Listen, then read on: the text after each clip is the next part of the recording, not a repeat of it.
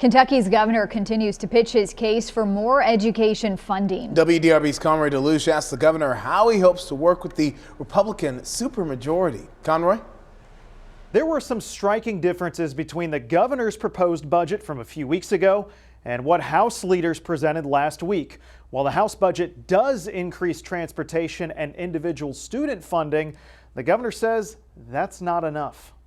Since taking office, Governor Beshear has pushed for higher public school salaries. You got to pay the wage that is attractive enough to get them to come. Recruiting is a JCPS, Oldham County, and beyond issue. In our district, we don't have nearly the same amount of candidates for these openings that we did a decade or so ago. Beshear wanted to see 11% raises in this upcoming budget, but leaders in the GOP-led House don't see that as a state responsibility. It's more appropriate to allow them to make those decisions locally. I understand that some people disagree with that, but we believe it's the best form of budget.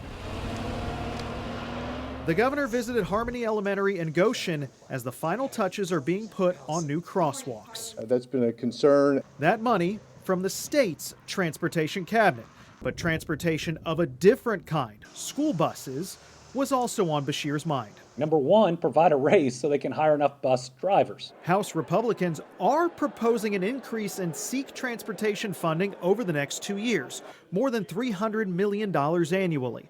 But Beshear argues that this amount means the issue is still not fully funded and puts some of the blame of the JCPS bus woes on Republicans. Missing 10% of your required amount in 1 year and probably about 15 in the other mean that the schools have to cannibalize money going to other places. The governor continues his push for universal pre-K, which is facing resistance from the House. I don't think there's much appetite in our chamber for it. And the state Senate. The governor's call for universal public pre-K, just in all frankness, I just don't think it's going to happen. However, the governor projects optimism since the budget process is only just beginning. Now, the House has still not voted on the full budget at this time, so there's still time for negotiations and adjustments.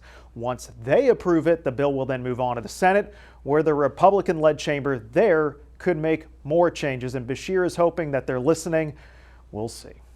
We will see as the session continues to press on. All right, Conroy, thank you for your reporting.